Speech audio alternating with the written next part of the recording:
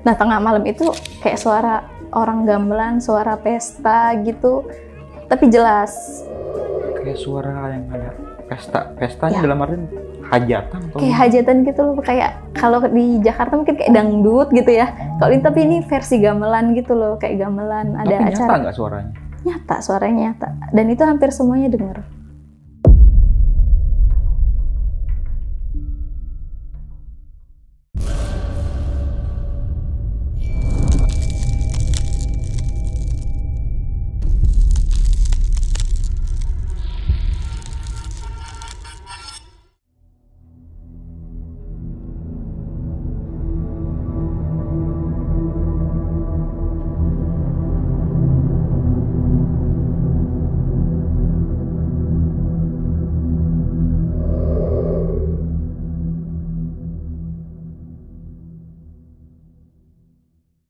Assalamualaikum warahmatullahi wabarakatuh. Balik lagi nih di besok pagi. Kali ini bareng gue Bang Mange, pria gemoy tanpa bahan pengawet.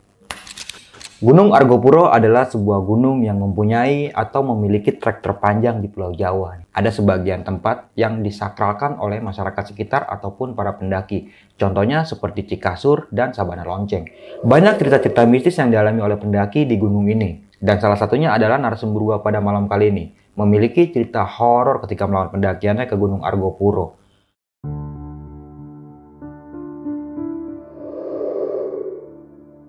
Dijuluki sebagai gunung dengan trek terpanjang di Pulau Jawa, Argopuro ini memang menjadi daya tarik utama bagi para pendaki. Selain keindahan alamnya, Argopuro ini dikenal juga sebagai gunung yang penuh akan tempat-tempat bersejarah. Namun di sisi lain, Argopuro ini juga memiliki sisi mistisnya. Tidak sedikit orang yang mengaku pernah mengalami kejadian horor di gunung ini. Seperti narasumber kita di episode kali ini. Dia dan beberapa temannya sempat mendapat teror mistis ketika dahulu mendaki ke Argopuro. Hingga mereka semua hampir masuk ke dalam desa gaib.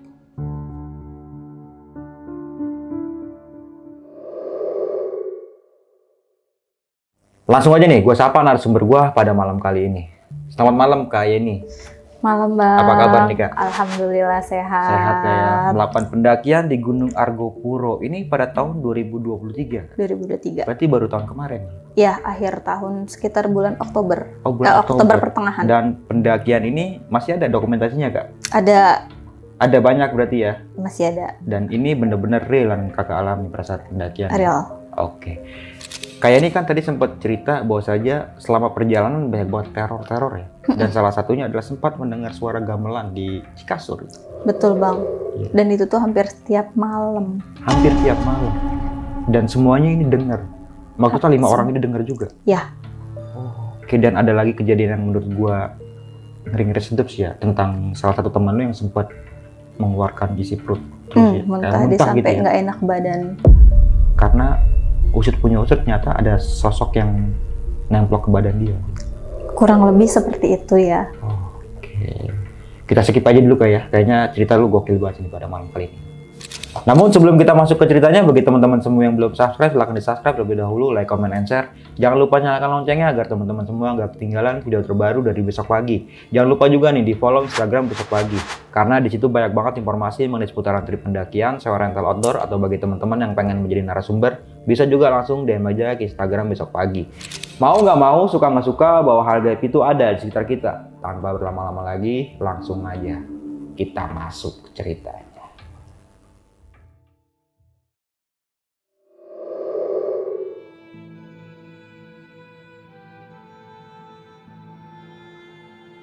Lakukannya jika tidak siap.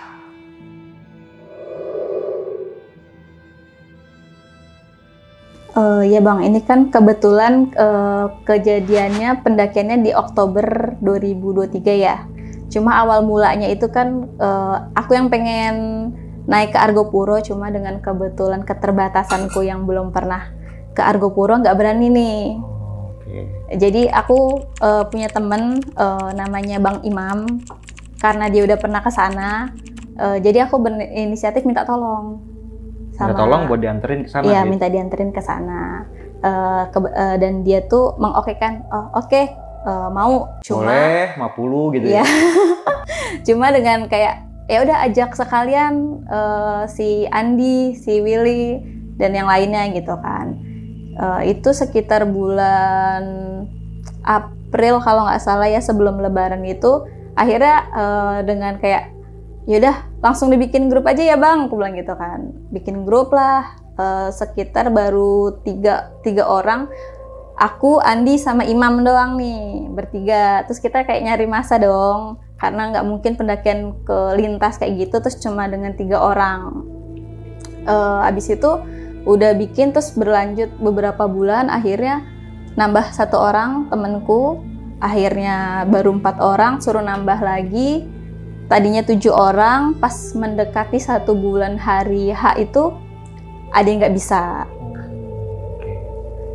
Akhirnya yang berangkat itu jadinya 5 orang. 5 orang termasuk kakak? Termasuk aku, dan kebetulan aku perempuan sendiri.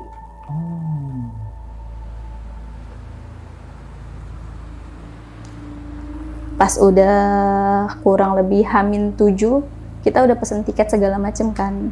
Pesen tiket, udah H-7, H-1-nya yang Bang Imam ini kan sendiri yang udah pernah ke Argopuro. Nah, dia nggak berani juga nih kalau dia nge-backup kita bertiga yang belum pernah ke Argopuro. Kebetulan ada temannya dia lagi yang udah pernah, jadi dia ngajak temennya. H-1 keberangkatan itu kendalanya si Bang Riko ini tiba-tiba ngabarin kayaknya nggak bisa ikut deh gitu kan. Nggak bisa ikut. Tapi udah beli tiket? Udah beli tiket. Oke. Udah beli tiket, H-1, kayak nggak bisa berangkat nih. Itu pagi, H-1 pagi, masih pagi, nggak bisa berangkat karena istrinya sakit. Awalnya tuh kita kayak, aduh gimana ya, mau dibatalin tapi udah beli tiket gitu kan. Ya udah bang, nunggu kabar. Akhirnya tuh dia malam ngabarin bisa berangkat. Akhirnya berangkat. Hari hanya itu kebetulan kita menuju ke Argopuro itu menggunakan transportasi bus ya. Titik kumpulnya di Poris. Kebetulan aku kan berlima. 3 dari Poris, Tangerang, 1 dari Jakarta, 1 lagi nyusul dari Jogja. Berarti naik bis, nggak naik kereta? Nggak, naik bus. Oh, berapa hari Kak jalan sampai sana? Kurang lebih, aku kan berangkat siang. Siang dari terminal Poris itu sekitar jam 11, jam 12 udah jalan. Nyampe terminal Besuki itu sekitar jam 2:30 subuh, dini hari.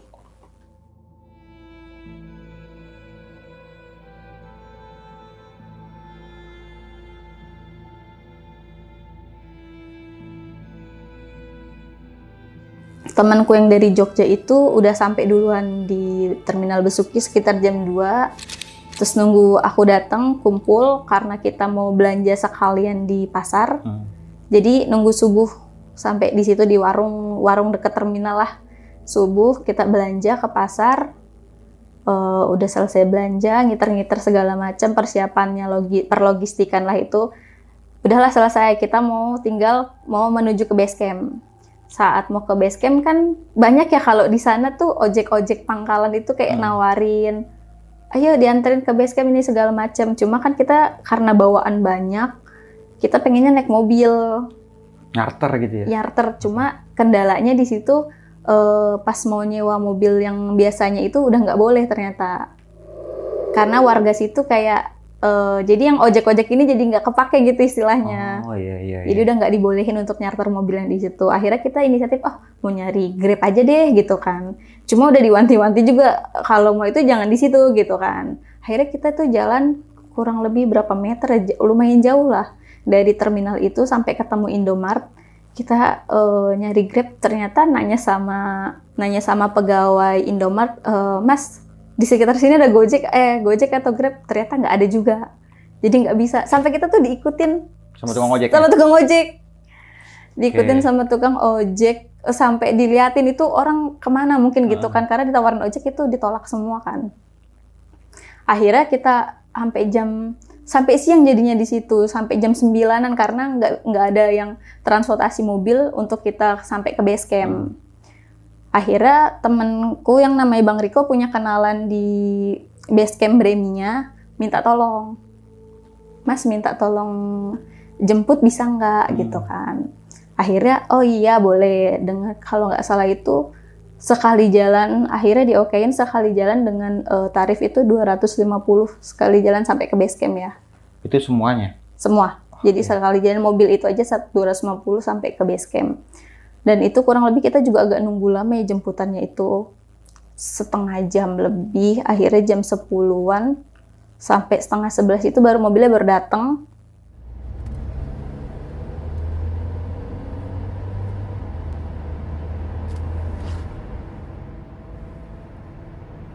Kan dari terminal sampai ke base camp Baderan itu juga cukup jauh ya Bang ya. Sampai jalannya tuh lika-liku dari ngelewatin perumahan, lika-liku pemandangan view pegunungan lah gitu.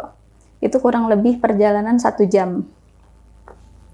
1 jam itu kita akhirnya pas perjalanan 1 jam udah sampai di base camp. Kondisi base camp itu sepi. Sampai base camp sepi, akhirnya kan kita ya udah gantian karena kamar mandinya satu, yang mau mandi, yang mau sholat tuh kan udah mau menjelang zuhur kan, mau sholat, akhirnya packing juga kan di situ, selesai packing, udah sholat segala macem, terus kita karena udah mentok jam makan siang, pesan makan ke warga, jadi dibungkus. Habis zuhur sekitar jam 1 mulai start naik ojek sampai batas Makadam. Sampai batas Makadam itu kurang lebih tarif ojek itu 60.000 ya saat itu ya. 60.000. Kita sampai di Makadam, nggak jauh dari Makadam, kita nyari tempat karena posisi belum makan siang ya. Belum makan siang, akhirnya makan siang dulu tuh melipir. Selesai makan siang kurang lebih berarti jam 2-an kita mulai start pendakian. Nah, rencana awal itu hari pertama mau targetnya tuh Mata Air 2. Karena kita kan sampai situ udah siang, startnya siang, jadi kalau bisa sampai Mata Air 2. Ternyata kayak kondisi cuaca itu kan lagi kemarau juga, kemarau panas, terus jalanan berdebu parah. Terus karena baru hari pertama kayak adaptasi mungkin ya pernapasannya ya. Jadi nggak ada kurang nyaman gitu. Akhirnya kita ngecampnya itu nggak di Mata Air 2, tapi ngecamp di Mata Air 1. Karena udah capek juga, terus udah mau maghrib, kita nyampe di Mata Air 1 itu sekitar jam 5:30. Sekitar jam 5:30, diriin tenda, beres-beres, terus masak, istirahat. Cuma pas istirahat kan, tengah malam itu biasa nggak tahu kenapa selama pendakian itu selalu kayak bangunnya tuh lebih pagi aja gitu. Lebih pagi. Nah kebetulan tuh kayak di Mata Air 1 sih aku pribadi belum ngerasain ya sesuatu hal yang aneh, masih oke. Cuma temenku yang ngerasain kayak yang tadi itu, dia dari hari pertama di Mata Air 1 tuh udah dengar suara-suara yang kayak gamelannya gitu ya.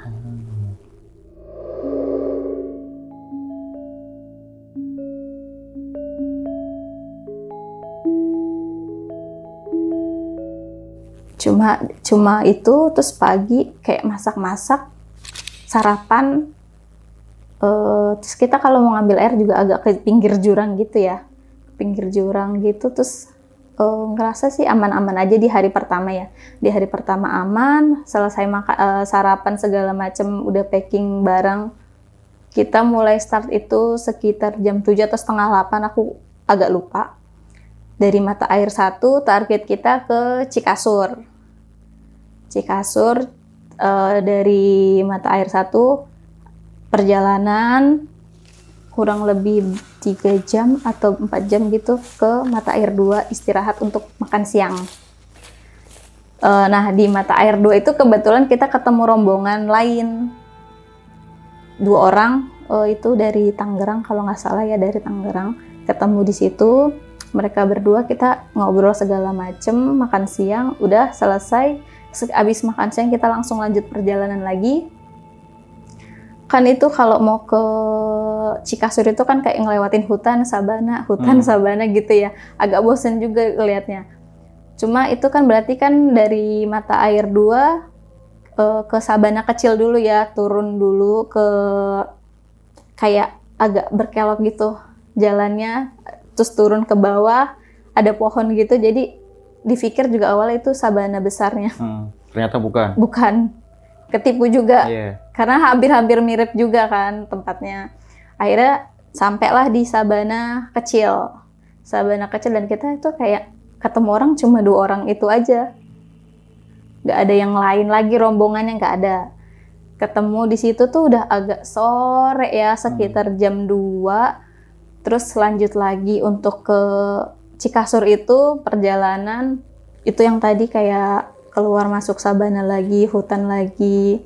Nah kita terpisah akhirnya, kayak dibagi 2, kayak yang satu grup 3 orang, satu grup 2 orang gitu.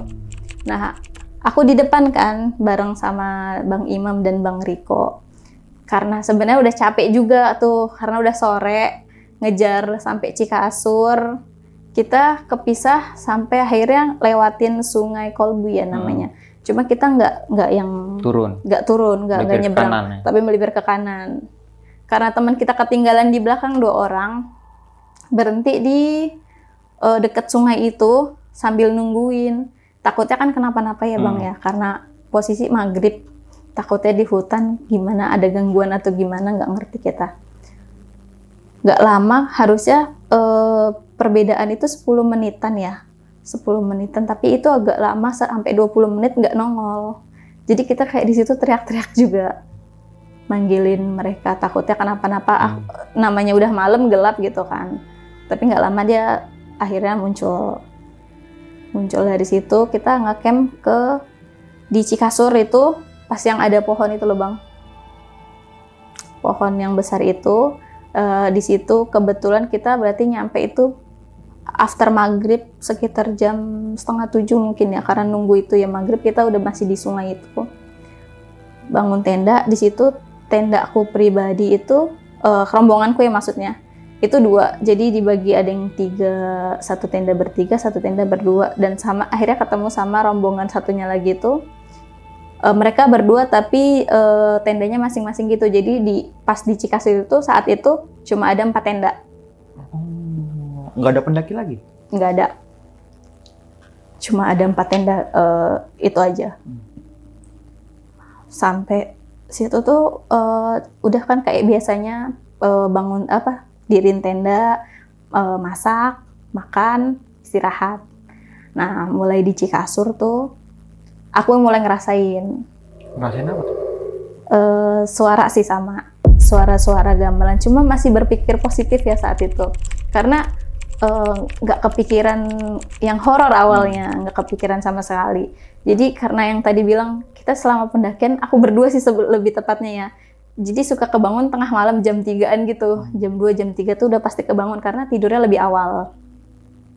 Nah tengah malam itu kayak suara orang gamelan, suara pesta gitu, tapi jelas. Kayak suara yang ada pestanya ya. Dalam arti hajatan atau kayak hajatan gitu loh, kayak kalau di Jakarta mungkin kayak dangdut gitu ya. Kalau ini tapi ini versi gamelan gitu loh, kayak gamelan ada tapi acara. Nyata nggak suaranya? Nyata, suaranya nyata. Dan itu hampir semuanya dengar. Kayak awalnya aku nggak berani cerita juga ya, takut ya. Masih berpikir positif kayak orang hajatan di bawah, mantep juga nih. Karena sound systemnya bagus sampai Cikasur kedengeran gitu kan awalnya. Cuma nggak lama pas pagi rombongan yang beda orang ini tiba-tiba ngomong tuh, semalam ada yang hajatan, kok kita nggak diundang gitu. Terus kayak di situ bercanda kan aku, karena rombonganku tuh nggak ada yang ngomong sama sekali. Jadi nggak ada yang benar-benar nggak ada yang cerita sama sekali yang rombonganku. Jadi karena aku masih berpikir positif, akulah yang nyautin si abang itu. Oh iya bang, aku juga semalam dengar, aku bilang gitu. Semalam dengar tuh. Cuma udah sebatas itu karena temanku nggak ada yang mungkin nggak ada yang merespon omongannya. Iya, gitu ya? Karena biasanya kan kalau namanya lagi naik gunung, kalau ada kejadian kayak gitu kan biasanya mungkin nggak boleh diceritain saat pendakian ya. Jadi kayak nanti aja ceritanya pas udah turun gitu kan. Jadi nggak ada yang ngebahas sama sekali di situ temanku. Dari Cikasur pagi itu kita Biasalah ya kalau pendaki foto-foto segala macam udah selesai, packing lagi sekitar jam 8 kita mulai start lagi. Sebenarnya juga rencana awal itu mau ngecamp lagi di Sabana Lonceng. Cikasur sampai ke Sabana Lonceng itu kan lumayan jauh juga ya. Nah kebetulan temanku ini kan satu ada yang postur tubuhnya tuh gemuk ya. Gemuk, jadi gampang mungkin pernafasannya juga ngap-ngapan terus. Jadi berhenti-berhenti terus gitu di perjalanan. Sampai dia kurang enak badan. Aku pikir awalnya juga masuk angin sih. Masuk angin tuh sampai mual-mual kayak gitu juga. Terus dari Cikasur itu aku lupa nama sungainya apa, ngelewatin sungai, kita istirahat jam 12-an itu. Cisentor. Iya, Cisentor, betul-betul. Cisentor, kita istirahat tuh di Cisentor, mandi segala macam yang mau mandi. Oh, mandi di situ? Mandi, ada temanku, cuma mandinya tuh di pinggir kali gitu loh, kayak keramasan dia. Jadi biar nggak, sabunnya tuh biar nggak ke aliran itu, jadi dia mandinya di pinggiran gitu. Dia keramasan, yang pada main air di situ, istirahat segala macem. Udah istirahat, makan siang, udah habis makan siang kita lanjut lagi. Cuma kebetulan temanku yang tadi di jalan udah mual-mual itu, kayak dia nggak kuat sebenarnya, kayak fisiknya tuh kayak di hari itu tuh capek. Dan nggak dia doang sih, tapi hampir semua anggota kita tuh, pesertanya tuh kayak udah capek banget di hari itu. Padahal itu masih siang, masih sekitar jam 2-an juga ya pas masih di perjalanan sebelum nyampe Sabana Lonceng. Terus karena kondisi badan yang kayaknya udah capek banget, kurang fit segala macem, akhirnya temanku yang gemuk ini juga sampai ngomong, nanti kalau nambah hari nggak apa-apa ya, kata dia. Oke, aku bilang nggak apa-apa. Daripada kenapa-napa di jalan atau gimana, mending istirahat lah gitu kan. Akhirnya kita mutusin nggak nyampe Cisentor, nggak nyampe Sabana Lonceng. Karena kondisi badan udah pada kecapean semua, itu jam 3 sore itu kita udah bener-bener break. Langsung bangun tenda jam 3 sore. Di Cisentor? Nggak, akhirnya di Rawambik. Oh, Rawambik. Karena udah nggak pada kuat segala macam, udah kita di Rawambik aja. Deket sumber air juga kan di situ kan. Jadi kayak udah istirahat di sini full jam 3 sore, harusnya masih bisa, sebenarnya masih bisa kan ke Sabana Lonceng itu masih bisa, cuma karena kondisi badan yang nggak memungkinkan, udah pada kecapean segala macam di hari itu, akhirnya ngecamp di Rawambik.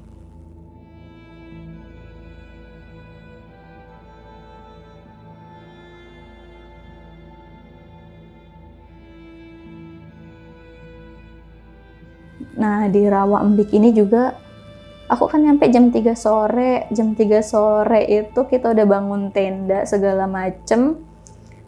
Biasalah istirahat gitu kan, makan malam, istirahat. Cuma istirahatnya lebih cepat ya karena kita nyampe dari sore belum malam.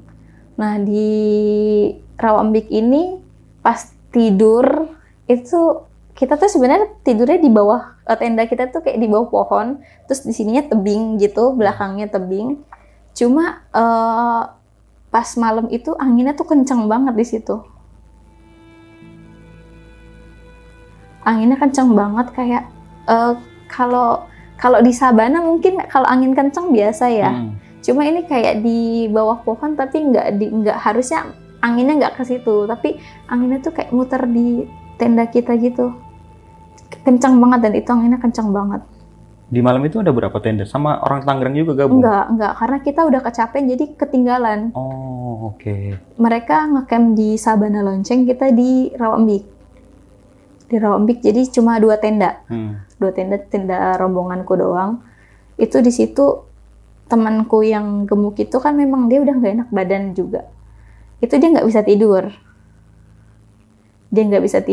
Dia bangun tengah malam, tidurnya sambil duduk. Tidurnya sambil duduk? Iya, karena nggak bisa tidur dia. Bisa itu? Ya, bisa-bisa. Enggak mungkin ya. Tidur sambil duduk ya? Merem. Iya. Mungkin dia mau tidur nggak bisa, karena katanya apa sih kalau tidur, karena dia gemuk kan. Jadi agak sulit mungkin ya pas tidur. Sesak napas mungkin ya? Iya, mungkin pernapasannya agak susah gitu. Jadi dia tidurnya duduk. Itu dia duduk itu sekitar jam berapa? Karena dia kalau bangun tengah malam selalu bangunin aku. Karena mungkin biar ada teman kali ya. Karena selalu naruh botol minum pun sebelahku. Jadi kalau minta minum, Ian minta minum misalnya gitu. Bangunin aku selalu. Jadi biar ada temennya. Karena dia kalau sendiri juga mungkin sebenarnya takut gitu kan. Dia bangun itu tengah malam. Aku juga kaget karena kemana temenku gitu kan. Malam-malam kayak gitu kok dia bangun tidur sambil duduk kayak gitu. Tapi dia nggak ada cerita apapun saat itu. Nggak ada cerita apapun. Sampai pagi itu dia masih mual-mual, muntah segala macam. Nggak sampai keluar makanan sih, cuma kayak uwe-uwean gitu terus-terusan dan itu nggak berhenti-berhenti. Jadi kita pikir itu masuk angin awalnya. Karena aku nggak diceritain, ya balik lagi kayak tadi, nggak ada yang cerita sama sekali saat itu.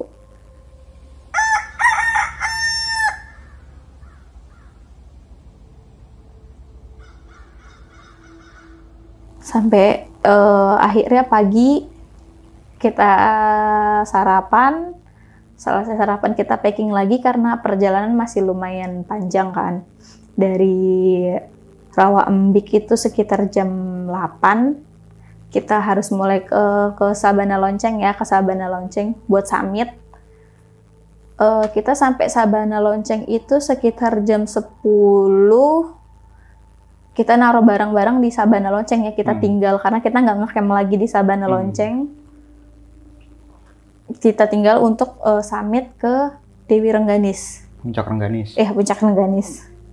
Ke Puncak Rengganis itu kita naruh barang itu nggak lama sih di Puncak Rengganis itu kan kayak cuma foto-foto sebentar biasa kan, foto-foto sebentar udah turun karena ngejar waktu juga udah jam 11-an. Terus lanjut lagi ke Puncak Argopuro.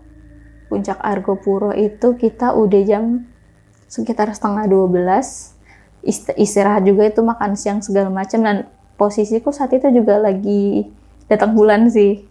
Datang bulan? Ya. Hari keberapa? Hari ke-3 kalau nggak salah aku udah mulai. Berarti dari awal naik udah ini? Belum. Awal belum. hari pertama belum. Berarti hari pertama di Mata Air 1 ya? Iya, Mata Air 1. Wah. Itu belum, cuma memang aku udah wanti-wanti kayaknya udah tanggalnya gitu kan.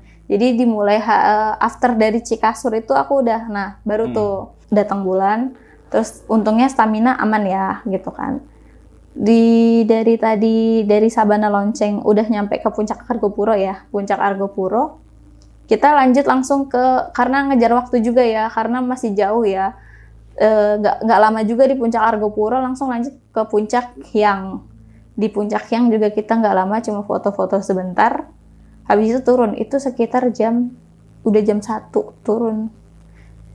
Aku agak lupa lebih waktu pasnya gitu, sekitar jam 12 atau jam 1-an turun. Sampai akhirnya kita mutusin turun itu agak terjal ya jalannya ya. Pas arah turun ke danau? Iya, tapi masih jauh itu. Arah ke danau, cuma lumayan terjal tuh di situ. Kita kan teman bilang, nanti kita turun istirahat aja. Nggak jauh kok, Cemoro Limo ya. Cemoro Limo nggak jauh kata dia gitu. Oh ya udah, cuma kok nggak nyampe nih.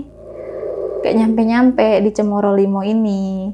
Terus ternyata kita ada nemu kayak abis itu keluar jalannya tuh kayak rumput-rumput. Rumputnya udah tinggi-tinggi banget itu. Jadi cuma kayak jalan setapak. Ketemulah Cemoro Limo, tapi bukan Cemoro Limo yang asli ternyata. Jadi kayak ada cemaranya 5 nih, pohon cemaranya 5. Terus kita pikir itu udah Cemoro Limo. Kita istirahat lah di situ kan, lumayan lama cerita. Ternyata temanku yang satu yang namanya Bang Riko itu ada cerita sedikit.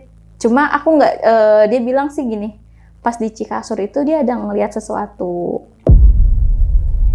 Cuma dia nggak detail ceritanya saat itu karena kayak kepotong ceritanya karena masih perjalanan juga mungkin ya. Terus dia melihat sesuatu di Cikasur. Nah ternyata pas kita istirahat itu tuh nggak yang cerita horor banget sih gitu kan, cuma cerita-cerita sedikit aja. Abis itu kita jalan lagi lumayan lama itu ternyata kita ketemu cemoro 5 yang asli. Oh, ternyata pas tempat istirahat itu bukan cemoro 5 asli. Bukan. Oke. Cuma emang posisi pohonnya ada cemoro, pohon cemaranya itu ada 5. Cuma agak lebih kecil ya kalau yang di aslinya itu kan lebih luas. Lebih luas. Ada namanya juga. Dan ada namanya cemoro 5 papan nama gitu kan. Saat itu udah sore banget ya, udah jam 4 atau jam 4 kurang lebih. Terus kan info temen yang pernah perjalanan ke sana, oh ini udah dekat ke hutan lumut. Sedangkan dari awal itu kita udah kayak kalau bisa lewatin hutan lumut itu jangan sampai maghrib, sampai ke taman hidup tuh jangan sampai maghrib gitu kan. Jangan sampai maghrib, cuma ternyata karena kita udah capek banget juga di hari terakhir, kehabisan air juga kita satu, udah tinggal dikit lah stok air kita. Ternyata dari Cemoro 5 itu masih jauh, lumayan jauh ke pintu hutan lumut itu. Kayak ngelewatin, kayak nyebrang dulu terus naik lagi. Terus akhirnya kayak mana nih hutan lumutnya. Kita nyampe hutan lumut tuh ternyata udah jam mau maghrib itu udah mau maghrib. Mau maghrib belum masuk hutan lumut? Belum. Wah, gokil. Belum masuk hutan lumut karena udah capek banget mungkin ya, jadi banyak istirahatnya juga. Nyampe pintu hutan lumut itu sebelum maghrib, berarti sekitar 5:30. Karena kita baru masuk hutan lumut itu tuh baru banget ajan. Jadi kayak berhenti sejenak. Hawanya udah beda ya masuk hutan lumut ya. Karena nggak tahu mungkin cuaca atau memang hawa di situ kurang nyaman lah gitu kan. Cuma di sepanjang perjalanan hutan lumut ini ketemu hal-hal yang sebelumnya dirasain. Kayak sepanjang perjalanan itu tuh kita dengar suara yang sama dari hari pertama kedua yang kita rasain gitu. Suara apa tuh? Suara gamelan kayak orang pesta lagi. Suara gamelan ada lagi? Ada lagi sepanjang jalan. Itu aku pikir aku dong yang denger gitu kan dan itu tuh suara gamelannya jelas banget kayak ada orang pesta. Cuma kalau sepanjang jalan nih, misalkan jalan ada nih, cuma pas kalau didengerin lagi kayak sambil jalan didengerin itu hilang. Itu hilang, tapi kalau kita jalan lagi itu muncul lagi, dan itu beberapa kali selalu begitu. Sampai akhirnya kayak temenku udah capek banget, itu tengah malam masih di hutan juga kan. Temenku yang gemuk tuh kehausan, sebenarnya udah capek banget. Sampai itu tuh udah mau berantem. Udah mau berantem karena apa? Karena posisinya masih di hutan gitu kan. Terus dia capek, nggak mau lanjut. Nah, temenku yang satu ini yang dibilang mungkin dia bisa ngeliat atau ini aku kurang tahu juga ya. Jangan berhenti di sini, kata dia. Jangan berhenti di sini. Kayak ini tuh ada di sebelahnya dia gitu.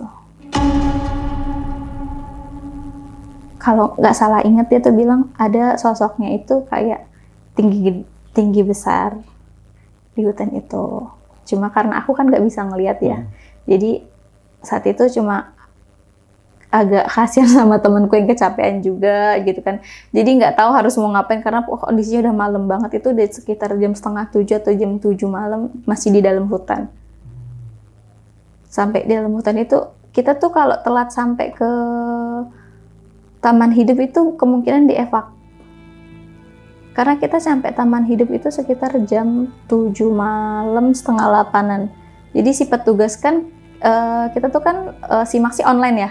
Jadi kan udah ada prediksinya kan. Oh, si tamu insan orang ini harusnya nyampe sini tanggal sekian gini-gini kan. Sesuai schedule-nya gitu. Sesuai schedule. Nah, kita karena kita telat segala macam di situ, itu tuh petugas itu udah siap untuk evak kita. Karena kita pas nyampe nggak lama tuh, kita juga takut. Sebenarnya pas saat di hutan itu sempat takut mau kesasar karena gelap banget kan. Nggak tahu, jadi kayak ada pas kayak tikungan gini ya. Kalau nggak salah sebelum nyampe taman hidup itu akhirnya kayak temanku juga yang ini ngecek kondisi. Akhirnya untungnya kita nggak nyasar juga sih, nggak ada kesasar segala macem. Jadi udah kita nggak lama dari situ temanku yang tadi udah hampir berantem juga akhirnya nerusin perjalanan kita sampai di Taman Hidup sekitar jam 7:30, 8. Dan itu udah memang bener udah ditungguin sama itu apa yang namanya petugasnya gitulah. Jadi sekarang kalau udah ada berarti ya? Kayaknya iya mungkin ya. Pada saat itu berarti udah ditungguin di dalam Taman Hidup? Udah. Info temanku tuh kalau kita telat sedikit itu udah mau disusul gitu ya? Disusulin. Oh, udah enak berarti sekarang ya? Disusulin, katanya gitu. Nggak kayak gue dulu. Halo sob, sebelum lanjut ke video, gue mau kasih tahu nih bagi teman-teman semua yang mempunyai cerita horor, kalian bisa langsung aja kirim cerita kalian ke Instagram kita, yaitu dengan keywordnya besokpagi.edv atau ke email besokpagi.ch@gmail.com. Tunggu apa lagi? Langsung aja kirim cerita kalian segera. Untungnya sih, berarti sekarang lebih keren lebih bagus. Respect buat basecamp sekarang tuh keren-keren ya. Lebih update juga kan, jadi mau untuk memantau anggota-anggota atau peserta yang pendakian terpantau baik. Terus kita nyampe Taman Hidup itu udah malam juga kan. Nah, untungnya di Taman Hidup rame bang. Oh rame? Rame, jadi kayak banyak yang memang cuma ngecamp itu di Taman Hidup. Jadi sampai di Taman Hidup itu kita udah nggak ngalamin hal-hal yang kayak gitu lagi. Jadi udah aman kayak biasanya, karena mungkin udah rame kali ya di situ, ya udah banyak orang juga. Karena kalau yang sebelum-sebelumnya kan kita kayak rombongan kita doang tuh sepanjang jalur. Badaran Bremi, nggak ada yang lain rombongannya. Jadi kayak gunung juga sepi, terus nggak ngalamin kayak dengerin suara-suara aneh lagi, nggak ada.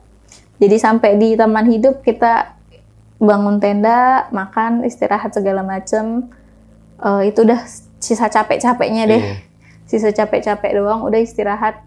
Ya bonusnya dapat esok paginya. Kita foto-foto di danaunya segala macem. Berarti malam itu nggak ada kejadian apa-apa tuh Kak? Alhamdulillahnya nggak ada. Aman ya? Jadi ya kejadian cuma di malam pertama, malam kedua, sama malam ketiga. Malam keempat itu aman karena mungkin udah rame segala macam. Jadi nggak ada yang terjadi hal-hal yang tidak diinginkan deh. Aman, terkendali. Pagi kita udah kayak biasalah foto-foto segala macam, ngabisin sisa waktu di Taman Hidup. Akhirnya nggak lama kita jam 9 pagi gitu kita udah mulai packing untuk turun ke bawah. Untuk turun ke bawah, temanku satu yang kebetulan yang gemuk itu, dia karena ngejar waktu ya, jadi dia naik ojek duluan. Dari danau? Iya, dari Taman Hidup. Udah ada ojek? Ada. Keren. Sekarang bisa bang naik ojek dari bawah sampai Taman Hidup. Dari Taman Hidup sampai base camp ada ojek? Ada. 150 sekali jalan. Iya. Itu, ya dia. Jauh itu. Jauh banget bang, karena aku yang jalan aja dari jam 9 nyampe itu, jam berapa itu? Udah jam 12-an nyampe base camp, jam 12, jam 1-an lah baru nyampe base camp. Itu dia karena ngejar satu, jadi akhirnya naik ojek. Dan itu banyak wisata yang, banyak ngeliat yang wisatawan, maksudnya kayak yang pulang pergi doang ke Taman Hidup, PP naik ojek itu kayak gitu. Terus nggak lama ya udah kita sampai di base camp kan tuh jam 1 siang. Namanya biasa habis pendakian istirahat dulu, makan segala macem, istirahat, mandi, bersih-bersih. Nah barulah kayak pas kita malamnya itu ngumpul, barulah kayak mereka cerita, cuma ceritanya memang nggak lengkap juga ya. Maksudnya kayak sebenarnya yang sakit itu, yang temanku yang gemuk sakit itu, dia tuh karena dia sensitif, katanya tuh entah ketempelan atau gimana, karena dia nggak cerita fullnya ke aku gitu kan ya. Dia memang ngerasa aja badannya. Jadi ngerasa kayak gimana gitu? Mual-mual itu tuh sebenarnya bukan mual-mual sakit. Iya, kalau mual-mual biasanya kan muntah langsung gitu ya. Iya, ya. tapi ini nggak ada keluar sama sekali. Jadi cuma kayak mual, uwe gitu doang. Hamil kali Kak? Hamil karena perutnya buncit. Dia cowok? Cowok. Sorry, gua kira perempuan. Enggak cowok. Oh, cowok. Cowok kan aku sendiri perempuan. Oh iya benar, sorry. Ya, jadi pas udah turun itu dia baru mulai cerita. Sebenarnya itu dia mual itu bukan masuk angin, karena kalau masuk angin kan harusnya muntah atau segala macam tuh keluar sesuatu ya. Iya, kalau udah muntah udah enak lah gitu. Iya, ini nggak keluar sama sekali. Dan itu memang puncaknya pas di Rawambik itu. Rawambik ya. Dia ngalamin itu segala macam. Tapi dia nggak ngeliat sosok-sosok gitu Kak? Dia cerita gitu? Enggak, kebetulan memang kayaknya dia nggak bisa ngeliat sih. Nggak bisa ngeliat, jadi cuma dia tuh lebih kayak sensitif ke apa ya Bang? Ke hawa gitu ya? Hawa ya, ke hawa gitu. Dia sensitifnya ke sana.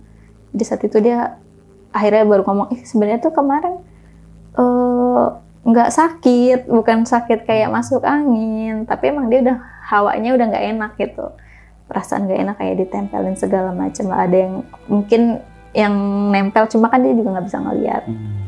Cuma emang dia hawanya, kalau dia malah dari malam pertama dia ngerasain. Malam pertama udah kayak gitu? Iya, dia udah ngerasain yang suara itu. Kalau aku kan enggak. Oh iya. Di malam pertama udah dengar suara-suara kayak gitu, di Cikasur juga sama. Ternyata dia yang lebih ngerasain itu. Karena kalau aku nggak sesensitif dia ya, jadi biasa aja gitu. Ternyata dia lebih ngerasain ke sana. Nah, selain dia ada lagi yang cerita teman-teman yang lainnya? Yang cerita cuma nggak full gitu ya, cuma dia bilang yang tadi namanya Bang Riko itu katanya ngelihat sesuatu di Cikasur. Iya, tadi sempat bilang itu dia nggak apa? Dijelasin nggak di situ? Nggak dijelasin Bang. Nggak dijelasin. Atau aku juga agak lupa ya. Wah, itu ya. Mas Riko gimana sih ini? Ya. Aku agak lupa juga itu dia ceritanya fullnya kayak gimana. Pokoknya dia bilang ngelihat sesuatu di Cikasur. Cuma kayak kalau nggak salah ingat itu kayak nggak nyata ya, maksudnya kayak bukan kayak di dunia nyata gitu loh.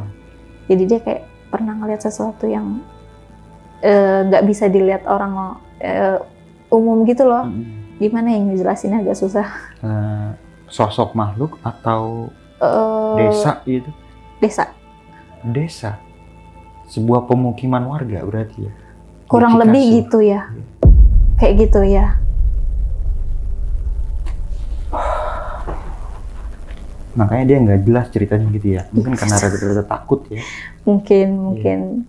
Karena kita juga nggak yang ngebahas. Jadi kalau misalkan kayak Mas itu ngelihat sosok kayak kuntilanak atau genderuwo mungkin udah biasa ya.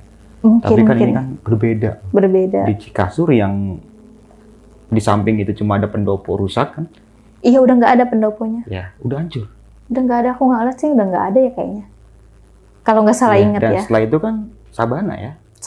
Ya. Sabana. Tapi dia ngeliat sebuah desa. Iya, kayak mungkin. Ya kayak kehidupan gitu. Iya. Oke. Nah, setelah itu apa lagi tuh? Udah sih Bang, nggak ada. Karena kita udah nggak ada pembahasan cerita horornya lagi, kayak tinggal kita. Abis itu kan malamnya, sebenarnya kita mau pulang hari itu juga, cuma ternyata nggak bisa. Karena apa? Nggak bisa karena bus kan dia kayak ada dari si Bremi ini untuk ke kota. Sampai jam 5 kan.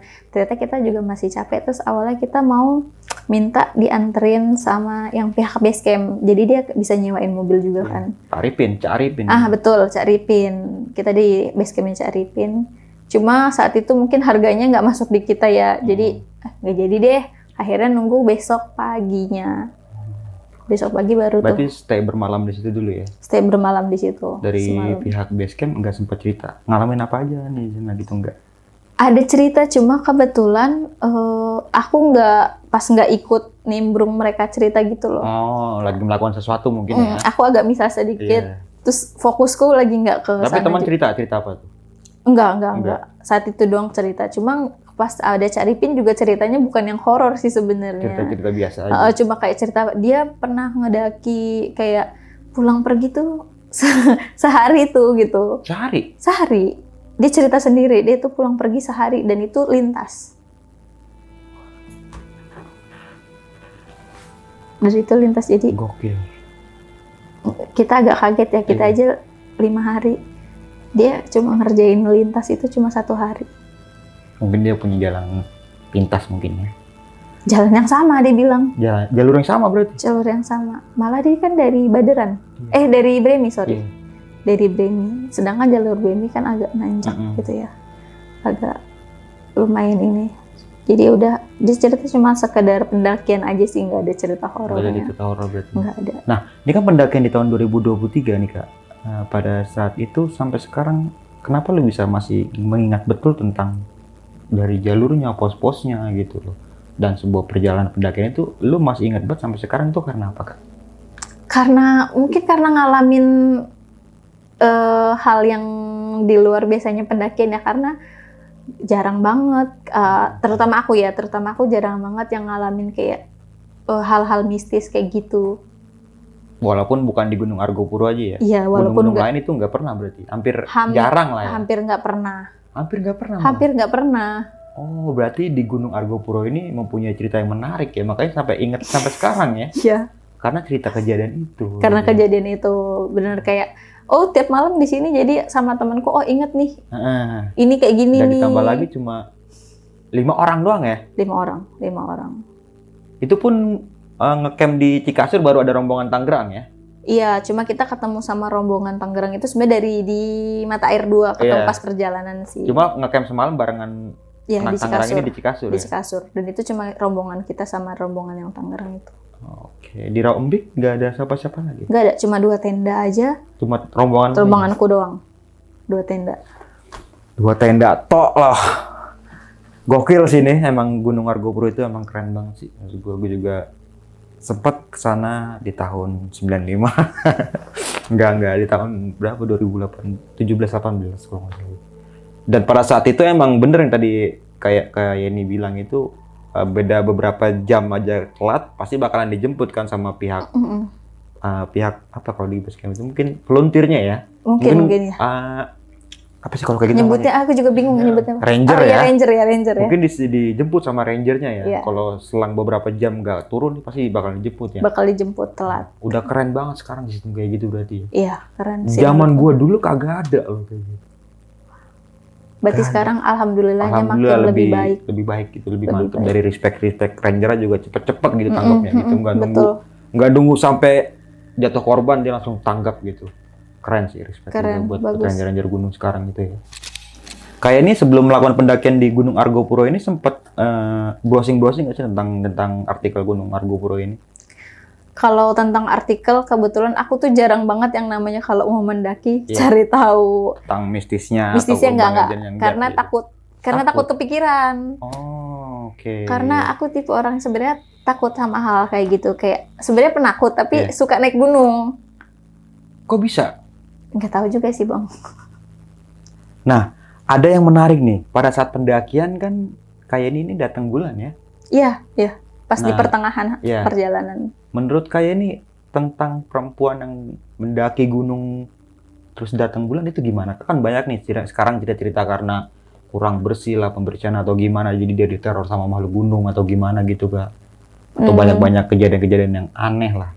Sebenarnya sih kalau aku pribadi sebagai perempuan ya, selagi kita nggak namanya kita bertamu, berarti kan tahu tata krama segala macam. Terus kalau dengan kondisi yang sedang haid, alangkah baiknya kan kalau kayak ganti pembalut segala macam itu ya pasti kan? Maksudnya kan itu darah ya Bang ya.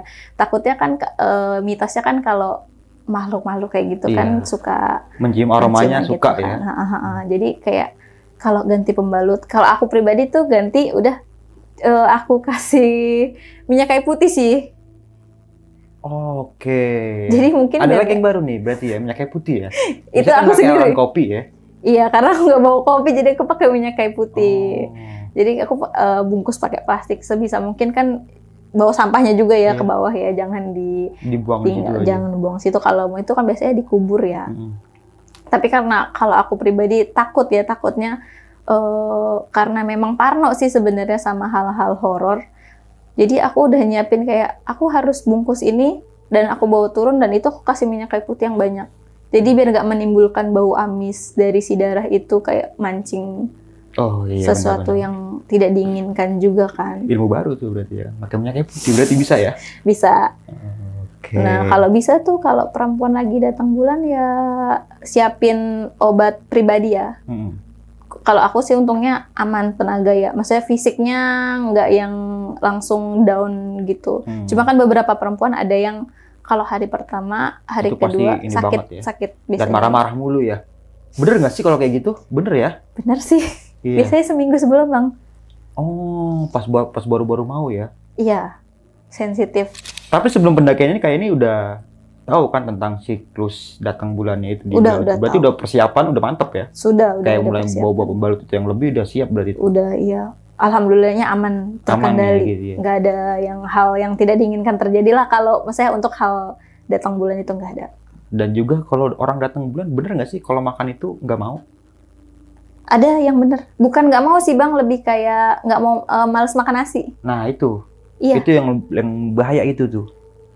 Datang bulan, nggak mau makan nasi, drop di gunung, dan akhirnya dievakuasi. Bener nggak sih? Betul. Jadi dihindarin ya kalau bisa makan. Cuma Iya, kalau cuma kan kadang namanya tenaga atau gimana ya bahasanya, kita kan yang tahu kondisi badan kita ya. Jadi sebisa mungkin kalau memang kita capek, istirahat. Kalau memang kita butuh pertolongan, bilang. Iya. Jangan sungkan gitu kan. Kadang ada yang maksudnya kayak pendakian itu takut untuk ngomong gitu. Jadi kayak hal kayak gitu bilang aja gitu. Benar. Jadi biar biar sama-sama enak. Maksudnya biar nggak nyusahin teman yang lain juga kan. Dan satu lagi juga masih bisa di cover kalau gitu. Masih Jadi dia bisa. begini nih, harus diperhatiin banget Iya, gitu betul, ya. betul. Oke, kayak ini thank you banget nih udah datang dan mau berbagi sebuah pengalaman pendakian ini. Keren banget sih. Bukan cuma horornya aja nih. Kita di sini bisa ngasih edukasi juga ya tentang ya dunia perempuan Bener. ya. Apalagi bergelut di dunia pendakian itu harus bener-bener dipersiapkan banget gitu ya. Benar, harus dipersiapkan terutama fisik. Itu dia. Kak, sebelum mengakhiri video kali ini punya pesan-pesan nih Kak buat teman-teman semua kan Kak? Kalau untuk pendaki mungkin sekarang kan banyak yang FOMO ya gitu ya, ikut-ikutan. FOMO apa sih? Ikut-ikutan gitu loh. FOMO ikut-ikutan? Kayak apa sih, kayak yang lagi tren tuh. Iya. Lagi Gitu tren kan. terus ngikut gitu ya. Kan kadang juga kayak persiapannya kurang ya. Lebih baik sih kalau kayak pendakian dipersiapin kayak dari peralatan segala macem, kayak dari sepatunya atau pakaiannya. Sesuaikanlah dengan kondisinya biar nyaman. Terus kalau bisa dikurangin buang sampah sembarangan. Iya benar. Karena sekarang gunung-gunung sekarang soalnya udah banyak yang rame ya. Nggak kayak dulu-dulu kan, maksudnya nggak yang serame itu. Cuma pas lagi boomingnya itu banyak yang FOMO terus buang sampah sembarangan jadinya. Pas lagi rame-ramenya. Itu aja sih mungkin ya Bang ya. Oke, ternyata pendaki FOMO itu pendaki ikut-ikutan. FOMO itu ikut-ikutan berarti ya. Setahu saya Ngikutin gitu. tren yang lagi sekarang booming gitu. gitu. Kan banyak tuh kayak gitu. Oke Kak. Dan sedikit gue mau menambahkan kembali di sini ya. Mungkin melakukan pendakian dengan orang yang berpengalaman pastinya nih. Serta safety dalam melakukan pendakian. Oke, mungkin itu aja nih dari gue Bang Mange. Kurang lebihnya mohon maaf. Sampai jumpa di video-video selanjutnya. Wassalamualaikum warahmatullahi wabarakatuh.